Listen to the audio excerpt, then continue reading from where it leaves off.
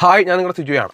നമ്മുടെ സിനിമാ നടൻ ബിബിൻ ജോർജിന് ഒരു കോളേജിൽ വെച്ച് കഴിഞ്ഞ ദിവസം ഉണ്ടായ ഒരു ഇഷ്യൂവിനെ കുറിച്ച് പുള്ളി ഒരു പരിപാടിക്ക് കോളേജിന്റെ മാഗസിൻ പ്രകാശനത്തിന് പോകുന്നു.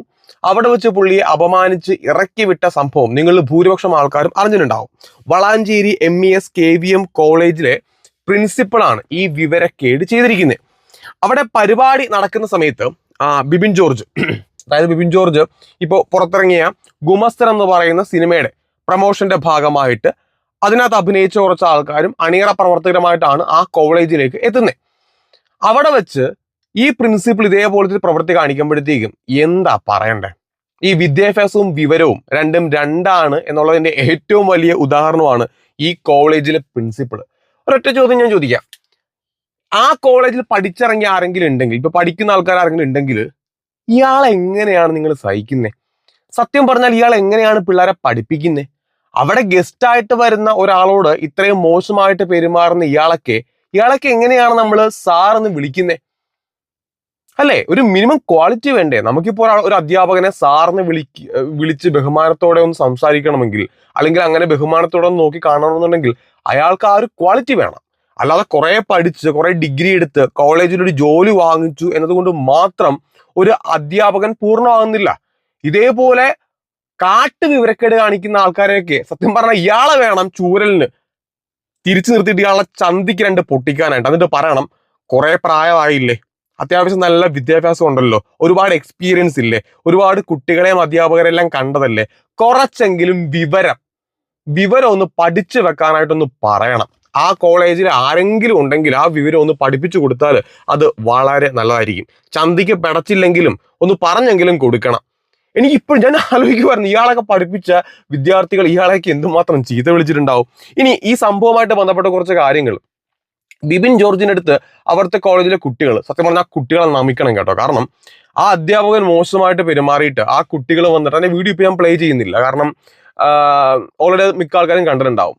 അപ്പോ ബിബിൻ അവിടെ എത്തിയിട്ട് അയാൾ ആ പ്രിൻസിപ്പിള് മാഗസിൻ പ്രകാശനത്തിന്റെ ഇടയിൽ മോശമായിട്ട് പെരുമാറി പറഞ്ഞു വിട്ടപ്പോഴത്തേക്കും ബിബിൻ വളരെ സങ്കടത്തോടെ ആ കോളേജിൽ നിന്ന് പുറത്തിറങ്ങുന്നുണ്ട്. പുള്ളി വന്ന വാഹനത്തിലേക്ക് തിരിച്ചു കയറുമ്പോഴത്തേക്കും ആ കുട്ടികൾ മര്യാദയോടുകൂടി തന്നെ പോയിട്ട് അയാളെ തിരിച്ചു വിളിക്കുന്നുണ്ട്, ബിബിനെ തിരിച്ചു വിളിക്കുന്നുണ്ട്.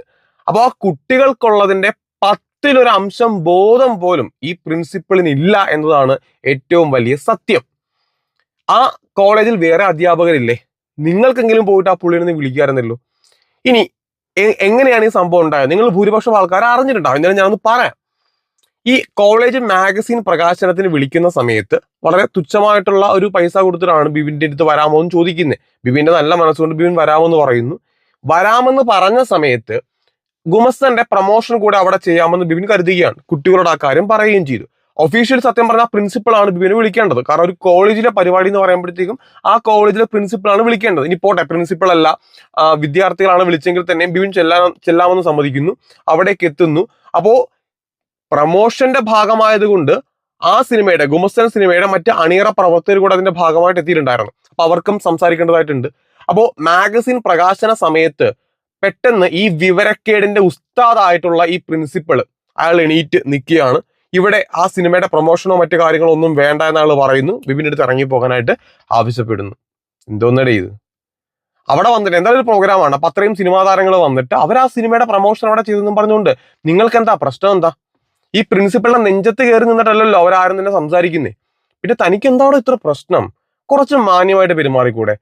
ഞാൻ നോക്കുമ്പോൾ അയാൾക്ക് നല്ല പ്രായമുണ്ട്. ഈ പ്രായത്തെ ബഹുമാനിക്കാനെന്ന് പറയാൻ എൻ്റെ അടുത്ത് പറയല്ല, കാരണം വിവരക്കേട് കാണിക്കുന്ന ആൾക്കാരെയൊക്കെ ബഹുമാനിച്ച് പൂജിക്കാനും എന്നെ കൊണ്ട് പറ്റത്തില്ല. ഞാൻ പ്രായവും അല്ലെങ്കിൽ ആണെന്നോ പെണ്ണെന്നോ നോക്കിയിട്ടല്ല ഒരാളെ ബഹുമാനിക്കുക, അവരുടെ പ്രവൃത്തി അനുസരിച്ച് മാത്രമേ എനിക്ക് ബഹുമാനിക്കാനായിട്ട് പറ്റത്തുള്ളൂ. അതുകൊണ്ട് ഇതേപോലെ വിവരം കെട്ടവന്മാരെ സാറെന്നോ പ്രിൻസിപ്പളെന്നോ വിളിക്കാൻ പോലും എനിക്ക് താല്പര്യമില്ല. അത് അത്ര വലിയ പോക്കൃത്തരം കാണിച്ചു ഒരുത്തിനെ പോയിട്ട് നമ്മൾ പോയിട്ട് അയ്യോ അയാളൊരു പ്രായമായിട്ടുള്ള വ്യക്തിയല്ലേ, അല്ലെങ്കിൽ അയാളൊരു പ്രിൻസിപ്പൾ അല്ലേ, അധ്യാപകനല്ലേ, no no no no no, ആ പരിപാടിയൊന്നും എനിക്കില്ല. കാരണം എന്നെ സംബന്ധിച്ചോളം വിവരക്കേട് കാണിക്കുന്നവൻ ആരായാലും ശരി, അതിപ്പോ കൊച്ചുകുട്ടിയാണെങ്കിലും ഒരു കുഞ്ഞു പിള്ളേരല്ല ഞാൻ പറയുന്നത്, അത്യാവശ്യം വിവരവും ബോധവും ഒക്കെ ഉള്ള കാര്യങ്ങൾ തിരിച്ചറിയാൻ സാധിക്കുന്ന ഒരു കുട്ടിയാണെങ്കിലും ശരി, ഇതേപോലെ വിവരക്കേട് കാണിക്കുന്ന പ്രിൻസിപ്പൾ ആണെങ്കിലും ശരി, നമുക്ക് എല്ലാവരെയും തെറ്റുകൾ നമുക്ക് ഒരേ ഒരു എന്താ പറയണ്ടേ സരടിൽ മാത്രമേ കെട്ടാനായിട്ട് സാധിക്കത്തുള്ളൂ. ഇനി മറ്റൊരു കാര്യമുണ്ട്, നമുക്ക് ബിബിന്റെ ശാരീരിക ബുദ്ധിമുട്ടിനെ പറ്റി എല്ലാവർക്കും നന്നായിട്ട് അറിയാം. അപ്പോൾ ബിബിൻ ഒരു 3 നില കയറിയിട്ടാണ് ആ 3ാം നിലയിലെങ്ങാണ്ടാണ് ഈ പരിപാടി അവർ സംഘടിപ്പിച്ചിരിക്കുന്നത്. അപ്പോൾ അയാൾ അത്രയും ബുദ്ധിമുട്ട് ഇവിടെ കയറുമ്പോഴത്തേക്കും ആ വിവരമെങ്കിലും ഈ പ്രിൻസിപ്പള് കാണിക്കേണ്ടതല്ലേ. അപ്പൊ നിങ്ങൾ ഈ കോളേജിലെ കുട്ടികൾ, നിങ്ങൾ ആരെങ്കിലും ഈ വീഡിയോ കാണുന്നുണ്ടെങ്കിൽ ദയവ് ചെയ്ത് കമന്റ് ബോക്സിൽ ഒന്ന് അറിയിക്കണം കേട്ടോ. കാരണം ആ പ്രിൻസിപ്പൾ പിന്നെ എന്തെങ്കിലും ചെയ്തോ, ബിബിനെ വിളിച്ച് സോറി പറയുകയോ, ആക്ച്വലി ചെയ്യേണ്ടത് ബിബിനെ വിളിച്ചിട്ട് സോറി പറയുക, ഫോൺ കോൾ വിളിച്ച് സോറി പറയുകയല്ല, പബ്ലിക്കായിട്ട് സോറി പറയാണ് വേണ്ടത്. കാരണം പബ്ലിക്കലി ആണ് ഈ പരിപാടി ഇയാൾ ചെയ്ത് വെച്ചേക്കുന്നത്. സ്റ്റേജിൽ വെച്ചിട്ടാണ് വിളിച്ചു വരുത്തിയ ഒരു അതിഥിയോട് ഇത്രയും മോശമായിട്ട് പെരുമാറിയത്. അപ്പോൾ പബ്ലിക്കിൽ തന്നെ അയാൾ ക്ഷമ ചോദിക്കേണ്ടതാണ്. കാരണം അയാൾ അധ്യാപകനാണോ മറ്റേതാണോ മറിച്ചതാണോ അതൊന്നും നമ്മൾ നോക്കേണ്ട ആവശ്യമൊന്നുമില്ല. കാരണം വിവരക്കേട് കാണിച്ചിട്ട് അയാളുടെ ജോബിന് വെച്ചിട്ട് നമുക്ക് ഒരിക്കലും ആ വിവരക്കേടിനെ അങ്ങ് മറന്നു കൊടുക്കാനൊന്നും പറ്റത്തില്ലല്ലോ. അതുകൊണ്ട് തീർച്ചയായിട്ടും അയാൾ പബ്ലിക്കലി മാപ്പ് ചോദിച്ചു കഴിഞ്ഞാൽ കുറച്ചെങ്കിലും അയാൾ ചെയ്ത ഈ വിവരക്കേടിന്റെ 10ൽ 1 അംശമെങ്കിലും ഒന്ന് കുറഞ്ഞു കിട്ടും. ബാക്കി അവിടെ മുളച്ചു നിൽക്കും. പെൻഷനാകാൻ പ്രായമായില്ല കളവാ, വല്ല ഇനിയെങ്കിലും നന്നായി കൂടെ എന്ന് ഇത് കാണുമ്പോൾ എനിക്ക് തോന്നി ചോദിക്കാനായിട്ട്. കാരണം ഞാൻ ആദ്യം ഇത് കമന്റ് ചെയ്യണമെന്ന് ഓർത്തു കേട്ടോ. ഇത് സത്യം പറഞ്ഞാൽ എൻ്റെ ഐഡിയിൽ നിന്ന് എനിക്ക് ഇങ്ങനെ ഞാൻ ഈ പറഞ്ഞ വാചകം തന്നെ. കാരണം പെൻഷനായി, വീട്ടുകാരുണ്ടാവും, ഭാര്യയും മക്കളും കൊച്ചുമക്കളൊക്കെ ഉണ്ടാവും.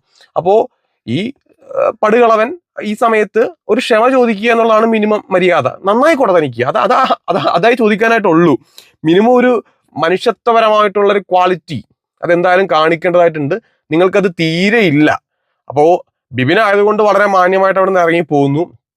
അതിനുശേഷമാണെങ്കിലും ശരി, അയാൾ പ്രതികരിച്ചപ്പോഴാണെങ്കിലും ആ പ്രിൻസിപ്പളാണ് ചിന്തിക്കേണ്ടത്. താൻ ചെയ്ത ആ വിവരക്കേടിനെ ഇനി എങ്ങനെ അതിനൊരു ക്ഷമാപണം ഏത് രീതിയിൽ നടത്താമെന്നുള്ളത് ആ പ്രിൻസിപ്പൾ ചിന്തിക്കേണ്ട ഒരു കാര്യമാണ്. ആ കുട്ടികളുടെ, നിങ്ങൾ ആ കോളേജിലെ, അതായത് ഇപ്പോൾ MES കോളേജ് അല്ലെ, MES KVM, ആ കോളേജിലെ കുട്ടികളെല്ലാവരും ചേർന്ന് ഈ പ്രിൻസിപ്പൾ ഒരു ക്ലാസ് എടുത്ത് കൊടുക്കണം. എങ്ങനെ മാന്യമായിട്ട് പെരുമാറാം, മറ്റുള്ള ആൾക്കാരോട് എങ്ങനെ മാന്യമായിട്ട് പെരുമാറാമെന്ന് അയാൾക്കൊരു ക്ലാസ് എടുത്ത് കൊടുക്ക്. അയാൾ പഠിക്കട്ടെ എങ്ങനെയാണെന്നുള്ളത്. അല്ലാണ്ട് ആ പ്രിൻസിപ്പളിന്റെ കസേരയിൽ നെളിഞ്ഞു കയറി ഇരുന്ന് കുറെ ശമ്പളം വാങ്ങിച്ച് വീട്ടിൽ കൊണ്ടുപോയി കഴിഞ്ഞാൽ ജീവിതമൊന്നും പൂർത്തിയാകാനൊന്നും പോകുന്നില്ല. എന്തായാലും വിവരം കെട്ട ആ പ്രിൻസിപ്പളിന് ഒരു വലിയ പ്രത്യേക രീതിയിലുള്ള ഒരു നമസ്കാരം ആ നമസ്കാരം ഞാനിവിടെ കാണിക്കുന്നില്ല. എന്നാൽ തന്നെയും ആ നമസ്കാരം ഞാൻ തന്നുകൊണ്ട് നിർത്തുകയാണ്. ഓക്കെ, അപ്പൊ ബൈ.